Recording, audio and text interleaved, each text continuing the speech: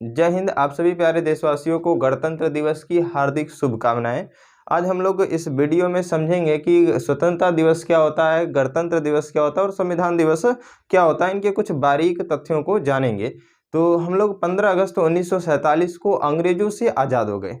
तो 15 अगस्त 1947 को जिस दिन हम लोग अंग्रेजों से आज़ाद हुए, इसी 15 अगस्त के दिन हम लोग क्या मनाते हैं, इंडिपेंडेंस यानी स्वतंत्रता दिवस मनाते हैं। तो स्वतंत्रता दिवस हो गया। अब इसके बाद अंग्रेजों से तो हम लोग आज़ाद हो गए, लेकिन हमारे ऊपर किसी का तो शासन होना चाहिए। तो हम लोग के ऊपर किसी का शासन नहीं रहा, लेकिन अमूमन जो अंग्रेज थे वो हमको पूरी तरह से छोड़ के नहीं गए। वो अंग्रेज कहे कि अगर हम लोग आपको तब छोड़ के जाएंगे जब आप अपना क्या बना लेंगे, संविधान बना लेंगे, आपके ऊपर किसी का शासन हो जाएगा, तब आपके हम लोग क्या करेंगे, छोड़ के जाएंगे। तो तब हम लोग क्या किए कि 1946 में हम लोग अपना संविधान बनाना शुरू किया और लगभग 3 साल के बाद 26 नवंबर 1949 को फाइनली हमारा संविधान, जो 13 किलो का संविधान था, वो बन के पूरा तैयार हुआ था। जो हमारे संविधान है, ओरिजिनल संविधान, वो 13 किलो का है। तो वो 13 किलो का संविधान हमारा बन के तैयार हुआ। तो 26 नवंबर 1949 को ये तैयार हो गया। तो जब जिस दिन ये तैयार हुआ बन के, जिस दिन ये कंप्लीट हुआ, उस दिन को 26 नवंबर के दिन को हम लोग संविधान दिवस के रूप में मनाते हैं। इसको हम लोग कहते हैं कॉन्स्टिट्यूशन डे। अब इसके जो हमारा संविधान बन के तो तैयार हो गया, लेकिन इसको लागू नहीं किया गया। इसको उस दिन लागू नहीं किया गया। जब लागू नहीं किया गया तो हमारे ऊपर किसका शासन है? तो एक तरह से आप देखेंगे तो हमारे ऊपर किसका शासन है? देखेंगे एक तो संविधान का ही शासन है। राष्ट्रपति हो, प्रधानमंत्री हो, या सब क्या है, सभी तो संविधान के अंतर्गत ही तो कार्य करते हैं। तो इस तरह से हम लोग क्या है, संविधान के अंतर्गत, यानी हम लोग के संविधान का ही हमारे ऊपर शासन है। तो इसको लागू भी तो करना चाहिए। तो 26 नवंबर को ये लागू न करके 2 महीने बाद इसको 26 जनवरी 1950 को लागू किया गया। तो जिस दिन लागू किया गया उस दिन भारत क्या हो गया, रिपब्लिक हो गया। यानी यहाँ पर किसी का भी शासन रहेगा, वो उस पीढ़ी दर पीढ़ी नहीं चलेगा, उसका वंशानुगत नहीं चलेगा, यानी उसकी खानदानी नहीं चलेगी। नहीं कि बाबा प्रधानमंत्री हो गए, तब उसका जो बेटा होगा वो प्रधानमंत्री होगा, फिर उसका पोता जो होगा वो प्रधानमंत्री होगा। नहीं, वंशानुगत नहीं चलेगा। ये रिपब्लिक हो गया, यानी यहाँ पर जनता द्वारा चुने गए प्रतिनिधि आएंगे, वो जनता पर ही शासन करेंगे। तो इस दिन, जिस दिन संविधान लागू हुआ 26 जनवरी 1950 को, इस दिन को हम लोग मनाते हैं गणतंत्र दिवस यानी रिपब्लिक डे के रूप में मनाते हैं।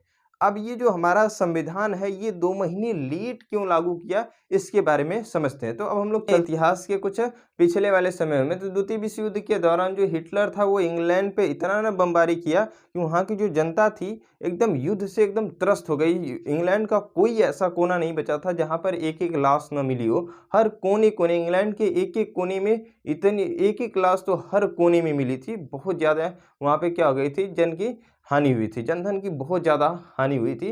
तो जो सत्ता पक्ष की पार्टी थी, कंजर्वेटिव पार्टी, उसके जो प्रधानमंत्री थे विंस्टन चर्चिल, ये, और जो विपक्ष की पार्टी थी लेबर पार्टी, उसके जो जो नेता थे क्लेमेंट एटली, इन्होंने कहा कि अगर हमारी सरकार आती है, एटली ने कहा कि अगर हमारी सरकार आती है तो हम लोग क्या करेंगे, भारत को आज़ाद कर देंगे। तो जैसे ही ये पता चला भारत वालों को, तो ये सब क्या कर दिए, इटली का प्रचार करने पहुंच गए इंग्लैंड। अब इंग्लैंड, जैसे भारत में आपको प्रचार को, तो प्रचार किस हद तक किया जाता है आपको पता ही होगा। रात को आप सोए रहेंगे तब वो उठा के दारू उरू दे के कहता हो, चचा देख रहे हैं ना, बस इसी को वोट देना। तो भारत वाले पहुंच गए इंग्लैंड वोट दे, वो प्रचार करने क्लेमेंट एटली का। क्यों? क्योंकि उसने कह दिया कि हम लोग क्या करें, जैसे ही हमारी सरकार बनेगी क्लेमेंट एटली की, तो वो क्या कर देगा, भारत को आज़ाद कर देगा। ये सब चुट्टा चले गए वहाँ पे, और एक एक को उठा उठा के वहाँ पे क्या है, प्रचार करा रहे थे। चाची देखिए, ये है क्लेमेंट एटली साहब, इनको वोट दीजिएगा। अब वो जीत गए क्लेमेंट एटली। तो क्लेमेंट एटली जैसे ही जीते, तो वो भारत को आज़ाद करने के लिए तत्पर हो गए। तो भारत को आज़ाद करने के लिए उन्होंने एक तो कैबिनेट मिशन भेजा भारत में। तो 1946 में वो क्या भेजे, कैबिनेट एक तो मिशन भेजा, जिसमें 3 कैबिनेट मंत्री होते। जैसे हमारे यहाँ पर भी क्या है, जैसे संसद चलता है, कैसे चलता है, सरकार चलती है, तो कैबिनेट मंत्रियों द्वारा ही चलती है। जैसे क्या जी, रक्षा मंत्री कौन है, राजनाथ सिंह है, तो वो भी क्या है, रक्षा कैबिनेट क्या है। वैसे गृह कैबिनेट के कौन है, वो राजनाथ सिंह है। तो ये सब क्या है, कैबिनेट के द्वारा, तो वो भी 3 कैबिनेट मंत्रियों को भारत में भेजा। तो क्लेमेंट एटली द्वारा जो भेजे गए 3 कैबिनेट मंत्री थे, उनके नाम आराम से आप लोग याद कर सकते हैं। तो जो क्लेमेंट एटली था, जैसे ही इनकी सरकार बनी तो इन्होंने क्या कहा कि हम भारत को आज़ाद कर देंगे। तो ये भारत को आज़ाद करने के लिए एकदम पूर्ण रूप से तैयार हो गए और तत्पर हो गए। तो इन्होंने एक तो कैबिनेट मिशन बनाया और उसमें 3 कैबिनेट मंत्रियों को निर्वाचित करा और भारत भेजा। तो जो पहले मंत्री थे वो क्या थे, क्रिप्स थे, दूसरे कौन हो गए, अलेक्जेंडर, और तीसरे कौन हो गए, लॉरेंस। तो ये जो पूरा कैबिनेट मिशन था, इस मिशन के जो नेता थे, लीडर थे, वो कौन थे जी, हमारे लॉरेंस थे। अब इसको आराम से कॉल के रूप में याद करेंगे, क्रिप्स, अलेक्जेंडर और लॉरेंस। ये परीक्षाओं में पूछे जाते हैं तो याद रखेंगे इसको। इस पूरे का कैबिनेट मिशन का जो नेता था, लीडर था, वो कौन था, एल फॉर लीडर हो जाएगा और एल फॉर क्या हो जाएगा, हमारा लॉरेंस। तो इस पूरे मिशन का लीडर जो था वो हमारा कौन था, लॉरेंस था। जैसे ही ये कैबिनेट मिशन भारत आया तो इसने कहा कि पहले भारत में क्या बनाई जाए, अंतरिम सरकार बनाई। ये जैसे ही आए तो भारत में क्या है कि भारत में अब भारत वालों अब अपने पहले क्या बनाए, अंतरिम सरकार बनाए। तो अंतरिम सरकार से ये कैबिनेट मिशन कब आ गया था, 1946 को आ गया था। 1946 को कैबिनेट मिशन भारत आया। इन्होंने कहा कि आप क्या बनाइए, अंतरिम सरकार। अंतरिम सरकार का मतलब अब अपनी सरकार बनाइए, लेकिन हम उसको बताएंगे कि सरकार किस प्रकार से चलाई जाती है। हम आपको सरकार चलाना सिखाएंगे, यानी हम लोग उनके यहाँ सरकार को चलाने के, यानी शासन करने की अप्रेंटिस कर रहे थे, ठीक है जी, उनके यहाँ पहले सीख रहे थे। तो उसके बाद हमारी अंतरिम सरकार हो गई। तो 1946 में क्या बनी, 1946 में हमारी अंतरिम सरकार। अब आपको पता होगा कि 1952 में पहला राष्ट्रपति चुना गया। 1952 में क्या हो गया, पहली बार इलेक्शन हुआ। तो देखिए 1946 से लेकर 1951 में क्या हुआ, 1951 में चुनाव हुआ और 52 में क्या बनाए गए, राष्ट्रपति बनाए गए। 52 में ही क्या बनाए गए थे, राष्ट्रपति बनाए गए थे। तो अब 1946 से 52 तक क्या हो गया, 5 साल हो गया कि नहीं। ये 5 सालों की अंतरिम सरकार उसमें भारत में रही। फिर इसके बाद कहा कि आप भारत को चलाने के लिए, इस बड़े देश को चलाने के लिए आप क्या बनाइए, एक संविधान का निर्माण भी करिए। तो 1946 में ही किसका निर्माण होना शुरू हुआ, 1946 में ही संविधान का निर्माण होना शुरू हुआ। तो संविधान के निर्माण हेतु पहले क्या किया गया, अप्रत्यक्ष रूप से निर्वाचन करा गया कि कौन कौन से व्यक्ति हैं जो संविधान के निर्माण में सहयोग कर सकते हैं, उनको चुना गया। तो 1946 में 389 लोगों को चुना गया, निर्वाचित करा गया संविधान को निर्माण करने के लिए। लेकिन 14 अगस्त 1947 में जो हमारा अखंड भारत था, इसमें से जो पागल पाकिस्तान था वो क्या हो गया, टूट के अलग हो गया। तो उसके साथ बांग्लादेश भी था, पहले पाकिस्तान का ही हिस्सा था, हमने ही क्या कर दिया था, उसको पाकिस्तान से अलग किया। तो जो पाकिस्तान था वो क्या हो गया, 14 अगस्त 1947 को यहाँ से टूट के अलग हुआ, यानी पैदा हुआ भारत से। तो भारत कभी पैदा नहीं हुआ, भारत के जो हमारा जो आया था, भारत को सिर्फ खोजा गया, भारत कभी पैदा नहीं हुआ। लेकिन पैदा कौन हुआ, पाकिस्तान। तो गीता में श्री कृष्ण ने कहा था कि जो पैदा हुआ उसकी मृत्यु सुनिश्चित है। तो एक दिन पाकिस्तान की मृत्यु निश्चित होगी और ये आगे फिर से अखंड भारत में मिल जाएगा। तो जैसे ही ये टूटा पाकिस्तान में, तो इसमें क्या थे, कुछ पाकिस्तान से भी निर्वाचित सदस्य थे। तो वो निर्वाचित सदस्य क्या हो गए, पाकिस्तान चले गए। तो कुल टोटल कितने, 1947 में सिर्फ 299 ही सदस्य बचे थे। फिर आगे 1950 में जब पूरा संविधान बन गया और जब इसको लागू करने की बारी आई, तो इनमें से कुछ लोगों की मृत्यु हो चुकी थी, तो सिर्फ 289 लोग ही बचे थे जब संविधान को लागू करते समय, जिसमें से 15 महिलाएं थी। तो आप कभी भी महिलाओं के योगदान को नहीं भुला सकते, ये महिलाएं हर क्षेत्र में अपना योगदान देती आई हैं। अब ये संविधान का निर्माण कैसे कैसे हुआ, इनको हम लोग देखते हैं।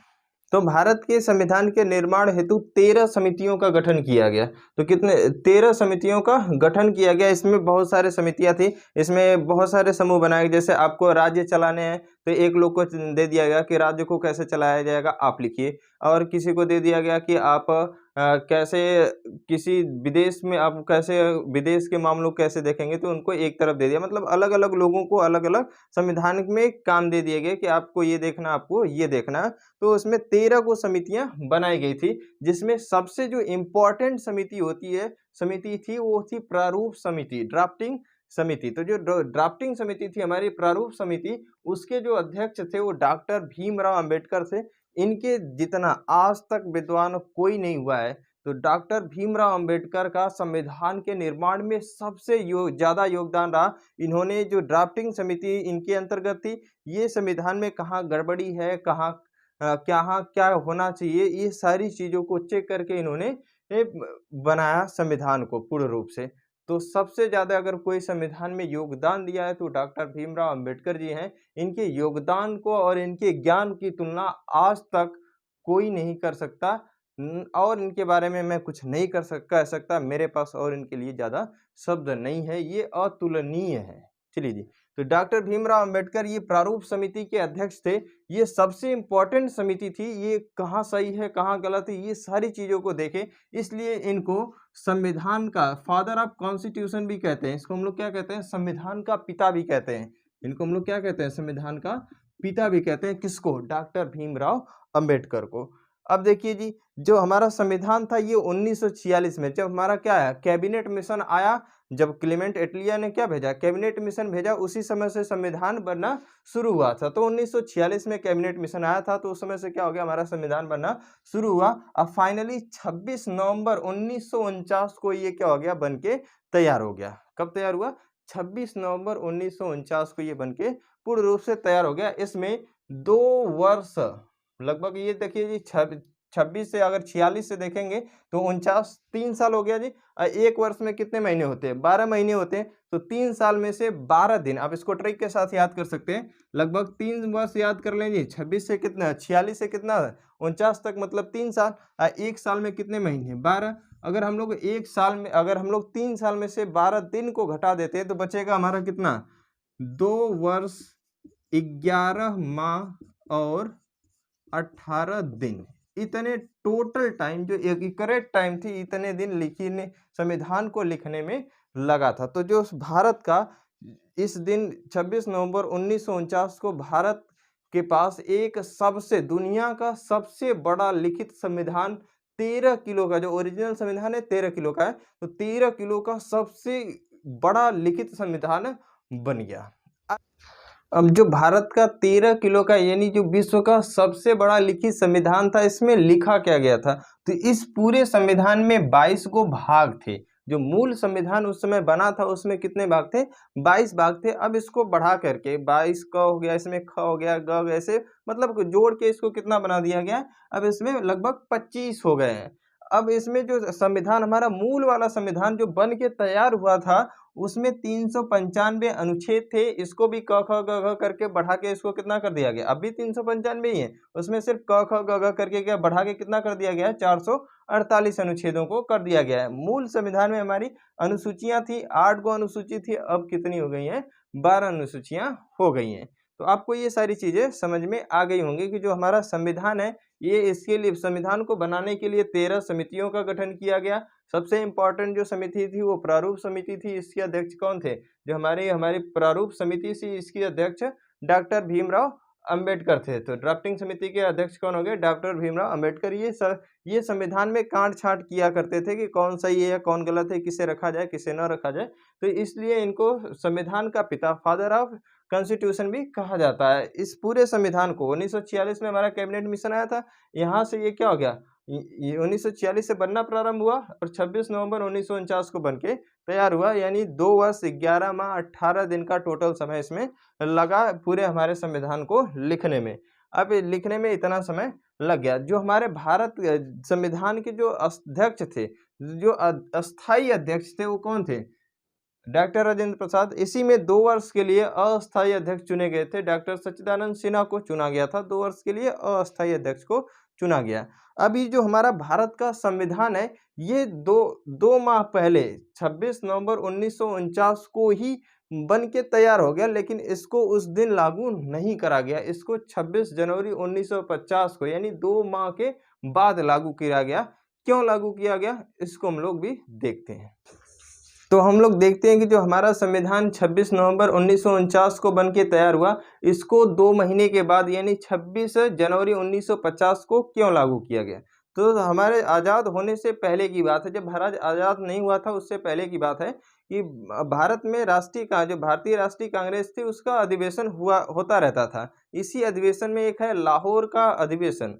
ये रावी नदी के तट पे दिसंबर 1929 में लाहौर का अधिवेशन हो रहा था। इसके अध्यक्ष जो थे वो पंडित जवाहरलाल नेहरू थे। इन्होंने कहा कि अब हम लोग अंग्रेजों के हम लोग अंग्रेजों के नीचे काम नहीं करेंगे, हम लोग इनकी गुलामी नहीं सहेंगे, हम लोग अपने अधीन रहेंगे, अंग्रेजों के अधीन नहीं रहेंगे। तो जो हमारा वर्ष चल रहा था 1929, ये क्या होने वाला था, लगभग खत्म होने, दिसंबर वाला महीना चल रहा था तो लगभग खत्म होने वाला था। तो इन्होंने कहा कि जो अगला वर्ष का जनवरी में जो सबसे अंतिम वाला रविवार पड़ेगा, उस दिन हम लोग क्या मनाएंगे, स्वाधीनता दिवस के रूप में मनाएंगे। इसका मतलब हम लोग अपने अधीन रहेंगे, अंग्रेजों के अधीन नहीं रहेंगे। तो अगला रविवार 26 जनवरी को पड़ा, 1930 में 26 जनवरी को पड़ा, तो उस दिन स्वाधीनता दिवस के रूप में मनाया गया। और पंडित जवाहरलाल नेहरू ने कहा कि इस स्वाधीनता दिवस को हर वर्ष मनाया जाएगा, यानी उसी को 26 जनवरी को एक छोटी आज़ादी का दिन के रूप में भी मनाया जाता है। तो इस दिन वो क्या कर दिए, भारत को स्वाधीन बना दिए। तो हम लोग उस दिन पहली बार अपने झंडे को क्या कर दिए, फहरा दिए। फिर इसके बाद 1931 में मनाया गया, ऐसे 26 जनवरी 1932 को, ऐसे 33 को, ऐसे 46 को बनाया गया, 47 को बनाया गया। जब हम लोग भारत आज़ाद हो गया 47 में, तब भी इसको मनाया गया। लेकिन जो हमारा संविधान था ये 26 जनवरी 1900 हमारा 1949 को ही तैयार हो गया बन के। तो अब 1949 को बन के तैयार हो गया, तो जब भारत का संविधान लागू हो जाएगा तो हम लोगों पर शासन किसका हो जाता, संविधान का शासन हो जाता। तो हम लोग क्या अपने अधीन रहते, हम लोग संविधान के अधीन हो जाते। तो इसी स्वाधीनता दिवस को बचाने के लिए जो हमारा संविधान 2 महीने पहले बनकर तैयार हो गया था, इसको 2 महीने लेट यानी 26 जनवरी 1950 को लागू करा गया। और जो हमारा स्वाधीनता दिवस था, इसी को गणतंत्र दिवस यानी रिपब्लिक डे के रूप में मनाया जाने लगा। हम लोग गणतंत्र दिवस, जो हमारा स्वाधीनता दिवस था, उसको हम लोग भूल जाते, क्योंकि हम लोग के ऊपर संविधान का शासन हो जाता, तो हम लोग उसको भूल जाते। इसी को बचाने के लिए, इसको भी एक यादगार दिन बनाने के लिए, इसको भी सम्मानित करने के लिए संविधान को 26 जनवरी 1950 को ही लागू किया गया। तो आई होप आपको समझ में आ गया होगा कि जो हमारा संविधान था उसको 2 महीने लेट क्यों लागू किया गया। भारत की शुरू से एक परंपरा रही है कि ये 26 जनवरी को यानी गणतंत्र दिवस के दिन, रिपब्लिक डे के दिन, ये विदेश से किसी अतिथि उन्मुख सम्मानित व्यक्ति या अपने विदेश के रिलेशन को सही रखने के लिए किसी को मुख्य अतिथि के रूप में भारत में बुलाता है। तो इस बार 2023 के जो मुख्य अतिथि हैं वो इजिप्ट के राष्ट्रपति अब्देल फतेह एल सीसी जी हैं। ये आज आएंगे मुख्य अतिथि के रूप में।